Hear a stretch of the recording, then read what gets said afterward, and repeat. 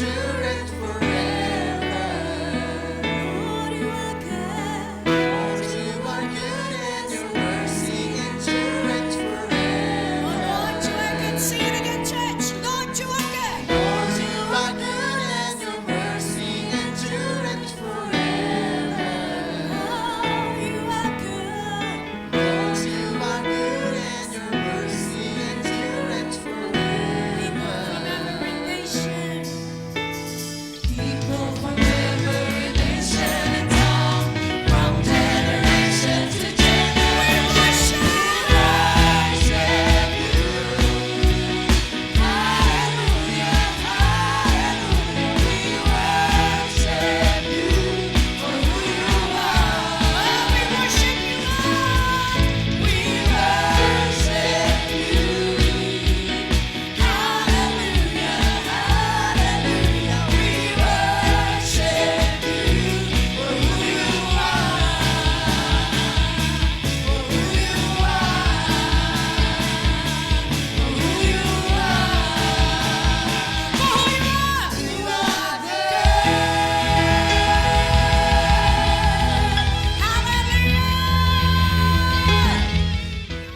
Church, gawin mong isang panalangin ang bawat awitin.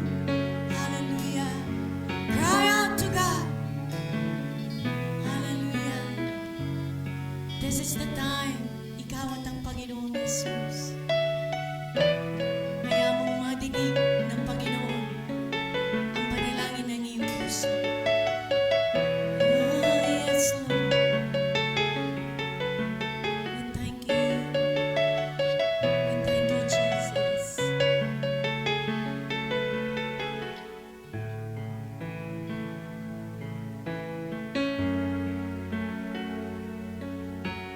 Lord, I come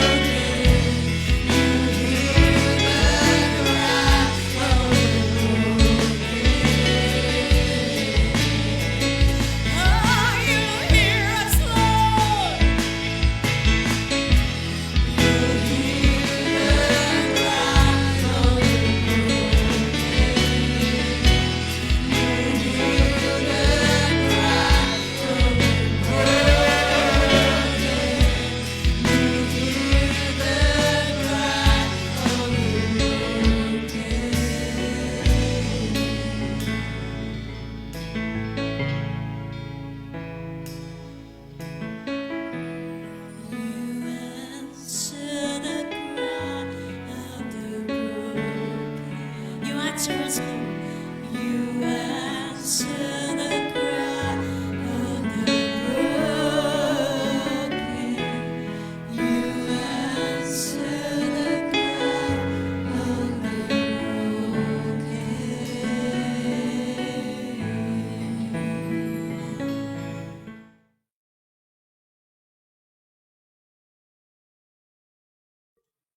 the Lord! Magandang araw po sa inyo mga kaibigan.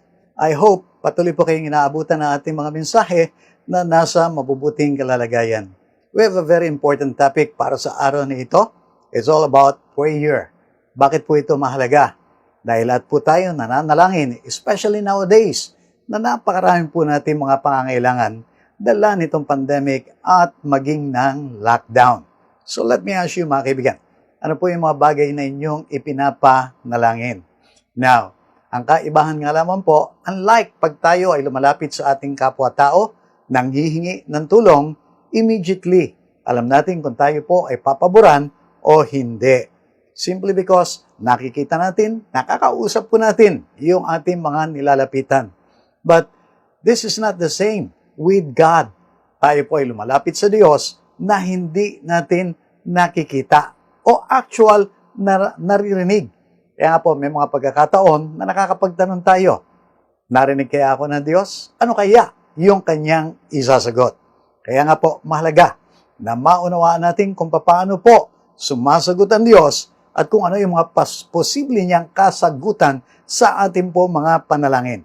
Pag-usapan po natin itong napakahalagang topic na akin pong pinamagatang Answered Prayer Ka Na?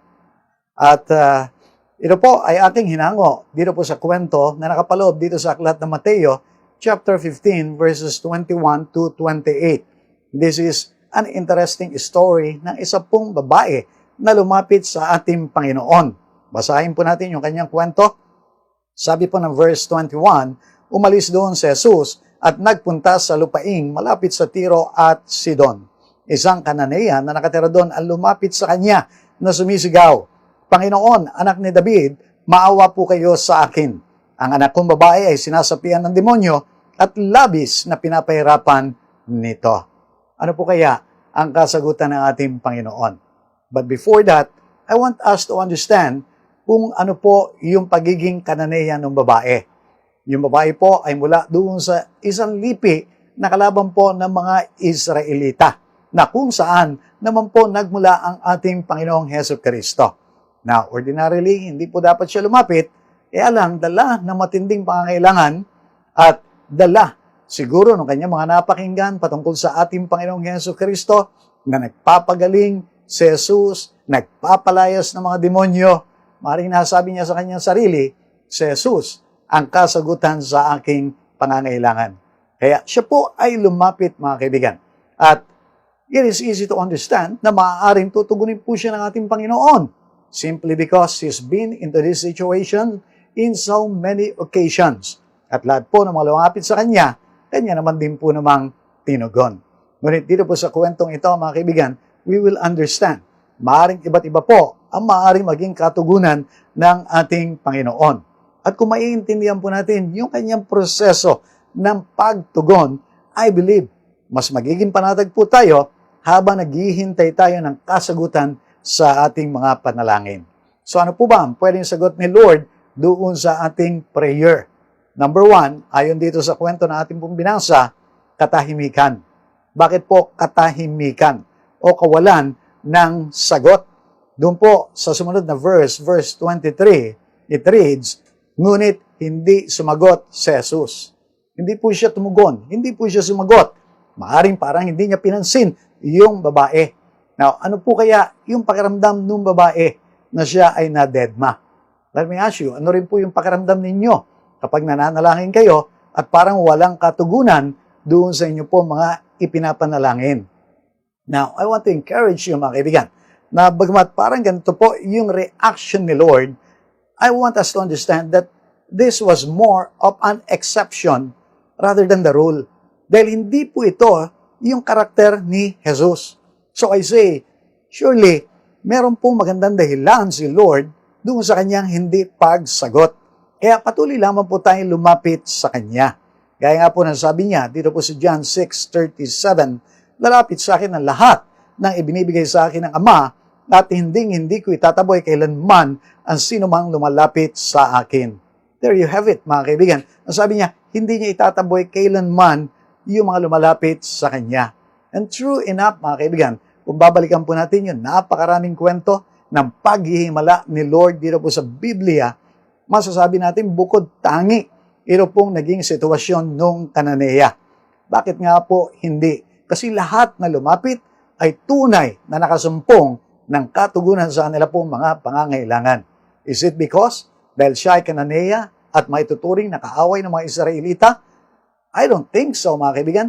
Dahil meron din pong pagkakataon na meron nga po Roman official. Mas kaaway pa nga po ito, mga kaibigan, dahil sila yung sumasakop sa kanila during that time. Pero lumapit sa ating Panginoong Hesus at hiningi yung kagalingan nung kanyang minamahal na alipin. Pinagbigyan po siya ng ating Panginoong Hesus Kristo. So I say, hindi po doon sa nationality. We need to understand, mga kaibigan, ng ating Panginoong Hesus Kristo ay isinugo po ng Diyos Ama, hindi lamang po para sa Israel, kundi para sa buong mundo. Remember in John 3:16, For God so loved the world, He gave His only begotten Son. So I say, mga kaibigan, siya yung Lord, siya yung Savior, hindi lang ng Israel, kundi ng buong mundo. So I say, there's got to be a bigger reason, mga kaibigan, kung bakit siya nanahimik. And the same goes for us, mga kaibigan. Kung nananahimik man po si Lord doon sa ating mga prayer request, I tell you, hindi dahil sa hindi tayo Israelita. As a matter of fact, mga kaibigan, sa pamamagitan ni Jesus, naituring po tayo na mga anak ng Diyos, bagamat hindi po tayo mga Israelita. Amen po ba? Kaya nga po I say, sa pananahimik ni Lord, hindi po ibig sabihin na hindi ka napakinggan. Baka lang wala pa sa timing, baka lang may sagabal pa, baka lang may itinuturo si Lord na mas mahalaga. Pero kung magpapatuloy ka sa pananalangin, sasagot at sasagot siya. Consider, mga kaibigan, yung sinabi doon sa mga ngaral, chapter 3, verse 1, na lahat po ng bagay ay may kanya-kanyang panahon. And surely, mga kaibigan, kasama po rito yung pagtugon ng ating Panginoon sa ating po mga prayer request. May perfect time si Lord maging sa kanyang pagtugon. Now, understand, mga kaibigan, minsan hindi po kaagad ibinibigay ni Lord yung katugunan simply because maaaring hindi pa po tayo handa doon sa kanyang pagpapala. Take, for example, yung ating prayer request ng pagkakaroon ng trabaho. Kaya lang, maaaring alam ni Lord, hindi pa tayo handa para doon sa magandang trabaho na kanya pong inihanda para sa atin. Maaaring nakikita niya, meron pa tayong katamaran. At ang priority ni Lord ay yung iayos muna yung ating pag-uugali. The moment na naiayos po natin yung ating pag-uugali, na wala yung katamaran, napalitan ng kasipagan, there, talagang mai-enjoy po natin yung blessing ng Lord. Kaya nga po, mga kaibigan, magpatuloy lamang tayo kung wala pa man po nakatugunan sa ating mga prayers. But I want us to understand, mga kaibigan, na kung yung kalooban ni Lord, yung ating hinihingi, surely papakinggan po tayo ni Lord at tutugunin tayo ni Lord when the perfect time comes, mga kaibigan. Ano po, yung maaari mga kalooban ng Lord sa ating po mga buhay, yung ating po mga kaligtasan, yung ating po mga kagalingan, yung ating mga probisyon, yung kaayusan ng ating mga relasyon, yung mabuti po natin mga pagbabago, mga kaibigan, all of these things, we can ask from the Lord and be assured na tayo pinapakinggan at tutugunin. Gaya nga po nasabi dito sa unang 1 chapter 5, 14 and 15, may lakas loob tayong lumapit sa Kanya dahil alam nating ibibigay niya ang anumang hingin natin kung ito'y naayon sa Kanyang kalooban at dahil alam natin pinapakinggan nga niya tayo, alam din nating ibinibigay niya ang bawat hinihiling natin sa Kanya. Kaya, naroon yung kaibigan, pinapakinggan ka, tutugunin ka, huwag kang titigil sa iyong pananalangin. Amen ba? Now, sa panahon po na parang nananahimik si Lord, I want us to understand, dapat lalo tayong mag-ingay sa pananalangin gaya nung ginawa nung Kananea. Minsan, kasi mga kaibigan, hinahanap sa atin ni Lord yung pagtsatsaga sa ating paglapit sa Kanya bilang pagpapakita ng ating kaseryosohan sa Kanya at sa ating hinihingi. Alam niyo mga kaibigan, ang nakakalungkot dito, if God will only show us later on, ang dami palang sanang answered prayer sa ating pong mga request kung tayo lamang ay nagpatuloy. Kaya lang mga kaibigan, simply because parang nanahimik si Lord, tumigil tayo. Kaya nga po, I want us to consider the following verses. Doon po sa aklat ng Lucas chapter 18 verse 1, may parable po doon si Lord. It reads, "Then Jesus told His disciples a parable to show them that they should always pray and not give up." Ang sabi po, always pray and not give up. Huwag tayong titigil. Doon po sa parable dito mga kaibigan, merong isang balo nangangailangan ng hustisya. Hindi po niya tinantanan yung hukom hanggang sa ipinagkaloob yung pong katarungan sa kanya. Kinulit niya. Now, meron po mga magagandang pangungulit, and this is one of them. Nangulit din po yung Kananeyang babae. Hindi rin niya tinantanan si Lord, and eventually, nakakuha siya ng kanyang katugunan. What about us, mga kaibigan? Hallelujah. The more na parang walang sagot si Lord, the more na mangulit ka rin, kaibigan. At tandaan mo, may pangako dito sa Galatians 6:9, let us not become weary in doing good, for at the proper time, we will reap a harvest if we do not give up. Aani tayo pag hindi tayo tumigil. Amen po ba? Kaya tiyaga lang. May katotohanan yun yung ating kasabihan, kung may tiyaga, may nilaga. Amen po ba? On the other hand, meron pong pangalawang pwede maging sagot si Lord sa ating prayer. Ano po yun? Paglalapa ng ating sitwasyon. Ba't ko po ito nasabi? Consider po yung mga sumunod na pangyayari doon sa Cananea. It reads, lumapit ang kanyang mga alagad at sinabi kay Jesus, "Parisinahapon ninyo siya, napakaingay niya at sunod ng sunod sa atin." Sumagot si Jesus, "Sa mga nadiligaw na tupa ng sambayanan ng Israel, lamang ako isinugo." Ngunit lumapit sa kanyang babae, lumuhod ito at nagmakaawa. "Tulungan po ninyo ako, Panginoon." Sumagot si Jesus, "Hindi dapat kunin ang pagkain ng mga bata at ibigay sa mga aso." Now, hindi lamang po na dedma, pinagtabuyan pa po yung Cananea. Minaliit pa at itinulad doon sa isang aso. Mabuti pa po yata na hindi na lang siya sinagot dahil parang lumala pa po yung kanyang sitwasyon. I wonder kung ano po yung kanyang naramdaman during that time. Now, what about us, mga kaibigan? Every time na tayo po ay nananalangin at umaasa ng katugunan, pero imbis na concrete answers ang ating tinatanggap, maaring paglala pa po ng sitwasyon. Like for example, merong may sakit sa pamilya, we've been praying for healing, pero lalong lumala yung may sakit na hospital pa, nalagay pa sa ICU. Maaring nagpe-pray po tayo, pananatili ng trabaho. Kaya lang, ang nangyari, nagsarado yung kumpanya at nawalan din tayo ng trabaho. O kaya naman, nagpe-pray po tayo, pagbabago ng ating asawa. Pero imbis na mabawasan yung bisyo, nadagdagan pa. Let me ask you, nakaka-relate po ba kayo diyan sa ganyang sitwasyon? But let me encourage you, mga kaibigan. May mga bagay po, sometimes they get worse before they get better. Opo, mga kaibigan, balikan na lamang po natin yung kwento ni Joseph, mga kaibigan. Siya po yung paboritong anak. Kaya lang dahil doon, mga kaibigan, siya po ay ibinenta nung kanya mga kapatid. Pero hindi lang po natapos doon sa pagiging alipin yung kanyang kwento. Later on, siya po ay naging isang bilanggo pa, hindi dahil sa nagkasala, kundi maling pag-aakusa lamang po ito sa kanya. At kung titignan natin, from bad, it went to worse yung kanya pong kalalagayan. Maaaring ang kanya pong prayer, mga kaibigan, makalaya siya, makabalik doon sa kanyang pamilya. Pero lumala yung sitwasyon. Para makinig po kayo, mga kaibigan, minsan the Lord allows for situations like this. Dahil bahagi po ito nung kanyang proseso. Can you imagine, mga kaibigan, kung hindi po siya nabilanggo, hindi niya na-encounter yung mga tao na magdadala sa kanya doon kay Paraon. Iba po yung prayer nitong si Joseph, iba ang plano ni Lord. Mataas yung plano ni Lord. Balak po siyang gawing pangalawang pinakamataas na tao doon sa buong Ehipto. Maging daluyan ng kaligtasan para sa napakaraming tao. So mga kaibigan, huwag po kayong pinanghihinaan if you're going through the same situation. Things seems to be getting worse. Who can say? Bahagi po ito ng process ng Lord para doon sa mataas ninyong pagkakatawag. So hold on. Magtiwala ka lang kay Lord, maging doon sa kanyang proseso. Amen po ba?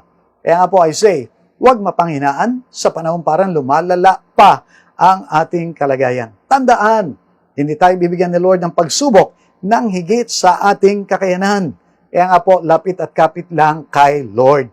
At lagi po nating alalahanin yung sinabi dito sa 1 Corinto 10:13, wala pang pagsubok na dumating sa inyo na hindi nararanasan ng ibang tao. Tapat ang Diyos, hindi niya ipahintulot na kayo subukin ng higit sa inyong makakaya. At sa halip, pagdating ng pagsubok, bibigyan niya kayo ng lakas upang makayanan ito at ng paraan upang malampasan ito. Balikan po natin yung Kananea, mga kaibigan. Parang lumala yung kanyang kalalagayan. Pero mga kaibigan, if you notice, hindi po siya sumuko. Bakit? I believe, mga kaibigan, kumilos po ang Lord sa kanya. Binigyan siya ng Diyos ng higit pang pananampalataya. Binigyan din po siya ng higit pang talino ng Diyos kung paano sasagot sa ating Panginoong Yesus. Maaaring binigyan po siya ng napakalaking pagkalinga at pagmamahal doon sa kanyang anak upang hindi po siya basta-basta umayaw in spite of all those negative answers from Jesus. I say, mga kaibigan, binigyan po siya ng kakayahan at dahilan ng Diyos para magpatuloy doon sa kanyang pananalangin. And who can say, mga kaibigan, na baka kaya rin po tayo nakakapagpatuloy pa sa pananalangin in spite nung parang walang katugunan is simply because kumikilos din po ang Lord at ini-empower tayo na magpatuloy sa pananalangin. At bakit po niya tayo in-empower? Gaya dun sa Kananea, kasi gusto po niyang tugunin eventually yung ating prayer request. So, I say, mga kaibigan, magpatuloy lang tayo sa pananalangin, bagamat parang lumalala pa yung ating mga sitwasyon. Amen po ba? Now, meron pong pangatlo na maaaring magisagot ni Lord sa ating prayer. Ito po yung himala na. Ito po, eventually, yung ating pong inaasahan. Now, kung itutuloy po natin yung kwento ng Kananea, siya po ay napagpala eventually. Sabi po dito, totoo nga, Panginoon. Ngunit, ang mga aso man po ay kumakain ng mumong nalalaglag sa pag ng kanilang Panginoon, tugon ng babae. At sinabi sa kanya ni Jesus, Ginang, napakalaki ng iyong pananampalataya. Mangyari ang hinihiling mo. At noon day, gumaling ang kanyang anak. Listen mga kaibigan, ito po yung sinasabi ko, binigyan siya ng wisdom ng Diyos doon sa kanyang mga sasabihin sa ating Panginoon. Binigyan siya ng malaking pananampalataya ng Diyos. Pero meron po akong nais na pansinin natin. Eventually, sinugot po siya rito. Simply because, mga kaibigan, yung pong pagsagot, yung pagiging mabuti, makalinga, yun po yung tunay na karakter ni Lord. Hindi po karakter ni Lord yung magtaboy ng mga lumalapit sa Kanya. Kaya nga po, mga kaibigan, kung piliin niyang manahimik o hayaan lumala ang ating sitwasyon, I say, dahil sinusubok lamang po niya ang ating pananampalataya gaya ng ginawa niya doon sa Kananea. Kaya tiwala lamang po tayo kay Lord. Magsiyasat ka, kaibigan. Para bang nananahimik si Lord diyan sa iyong sitwasyon, lumalala yung iyong sitwasyon. I say, baka sinusubok ka lang din ni Lord. Baka gusto lang niya na ipakita sa iyo, kaya mong manambahan sa Kanya, mag-praise the Lord, kahit wala yung mga katugunan doon sa iyong mga pangangailangan. Marami po kasi mga tao, mga kaibigan, praise the Lord lang when everything seems to be going well sa kanilang mga buhay. Di po ba na ang ganda? Patuloy tayo sa pananampalataya, patuloy tayo ng pananambahan kay Lord, whether we have answers doon sa ating mga needs o kahit wala.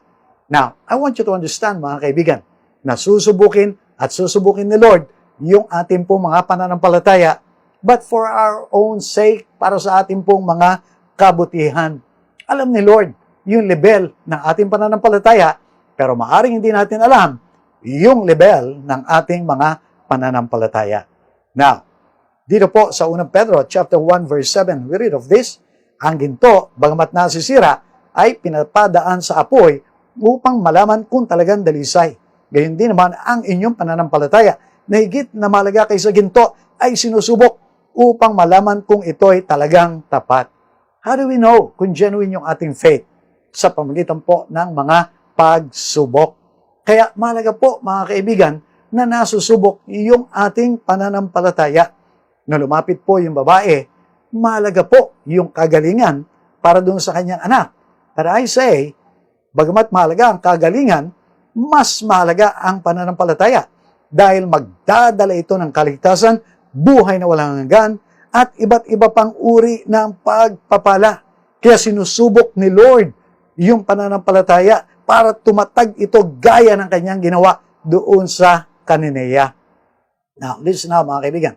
Sa atin din pong buhay, may mga pagkakataon, akala po natin, malalim na ang ating relasyon kay Lord, na matatag na tayo, na okay ang ating po mga pananampalataya, hanggang sa makaranas po tayo ng mga kahirapan, problema ng buhay. Hanggang sa makaranas din po tayo ng mga panalangin walang kasagutan. Now, unfortunately, yung mga may hina pa po ang pananampalataya, maaari makapagtanong, maaari pong sisihin pa si Lord, maaring lumayo, tumalikod na kay Lord. Yung iba, maaring nariyan pa, pero mapapansin mo, malamig na. Wala na yung dating init ng pananambahan kay Lord.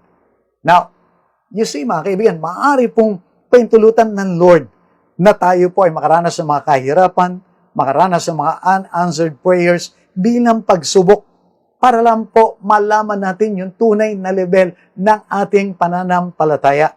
Para kung ating pong maunawaan na kulang ang ating pananampalataya, pwede tayong magsisi, pwede tayong humingi sa Kanya.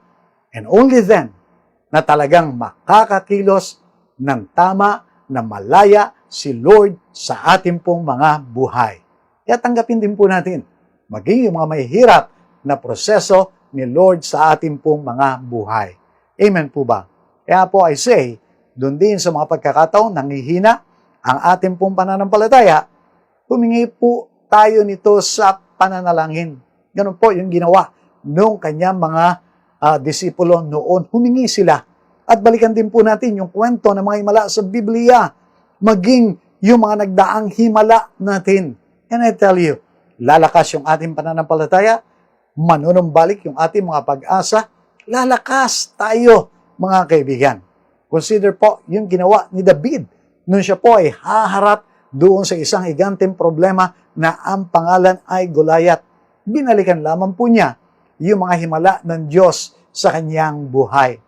Noong kaharap na po niya, ito pong si Haring Saul at siya ay dinidiscourage na wala siyang kakayahan para labanan itong si Goliath. Ito po ang kanyang sinabi.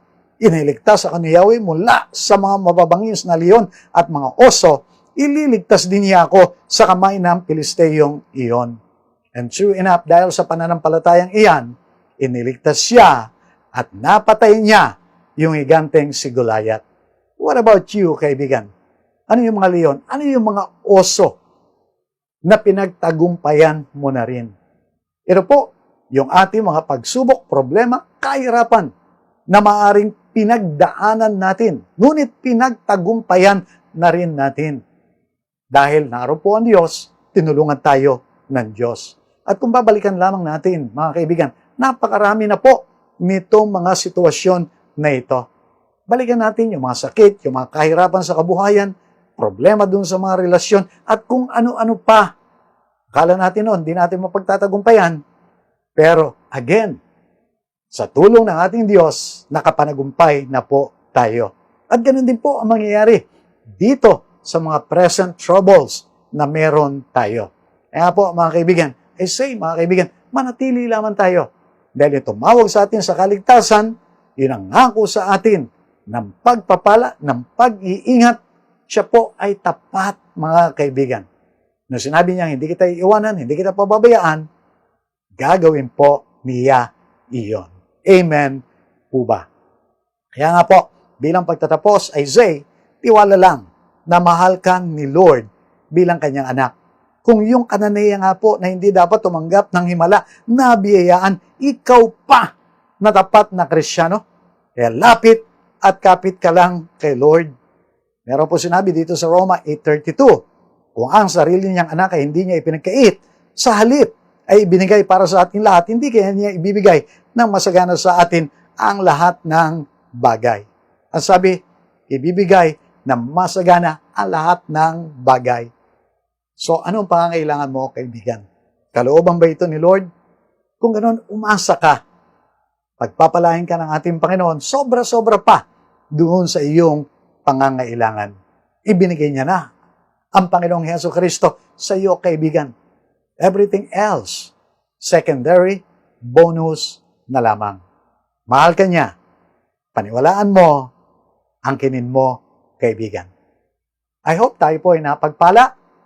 Ikaw na nananalangin dyan, magpatuloy ka lang. Amen po ba? Let us pray. Once again, Panginoon, O Lord God, maraming pong salamat dito sa kapahayagan. Patawarin po ninyo kami sa aming mga pagdududa, sa aming mga pag-aalala. We ask now, give us greater faith. Give us understanding dito sa amin po mga prayer request. Kung nananahimik ka man o kung parang lumalala ang sitwasyon, maintindihan namin, you are in full control. Lord, maraming salamat doon sa inyong kabutihan na manifest yung kabutihan na yan sa pamagitan po ng mga answered prayers. Provide for all our needs. At habang naghihintay po kami ng konkretong katugunan, continue to grant us peace as well. Maraming pong salamat. Sa pangalan po ninyo, Panginoong Jesus, we say, Amen. Amen. God bless everyone.